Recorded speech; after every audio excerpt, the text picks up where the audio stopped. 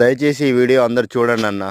ఎందుకంటే ఏవేవో పనికిరాని యూట్యూబ్‌లో వీడియోలు చూస్తా ఉంటారు. దాని అర్థం పర్థం లేని వీడియోలు గూడా లైకులు కొడుతుంటారు. కానీ మా రైతులయి మాత్రం వీడియోలు ఎవరు చూడరు, లైక్ చేయరు, ఆదరణ అస్సలు లభించదు. మరి ఆ రైతులు ఏం పాపం చేసినో తెలవదు గానీ, ప్రకృతి అట్నే రైతులను నష్టం చేస్తుంది. ప్రభుత్వాలు నష్టం చేస్తాయి. ప్రతి ఒక్కరు రైతుని నష్టం చేస్తారు గానీ, వాళ్ళ బాధలు, కష్టాలు చెప్పుకోవడానికి ఒక యూట్యూబ్ లాంటి దాంట్లో గూడా ఎవరు సరిగ్గా ఆదరణ లేకపోతే ఎట్లా అన్నా? అందరికీ అన్నం గావాలి. అందరు తినడానికి అన్నం గావాలి. ప్రతి ఒక్కటి గావాలి గానీ, రైతుల బాధలు, రైతుల కష్టాల గురించి వాళ్ళు చేసే వీడియోలు మాత్రం ఎవరికీ అవసరం లేదన్న. ఎందుకన్నా అంతగా ఏం పాపం చేసిర్రు రైతులు?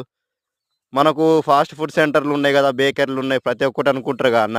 ప్రతి ఒక్క ముడి పదార్థం అన్నీ మన రైతులు పండించిన పంట ద్వారానేగా అన్న వచ్చేటియి.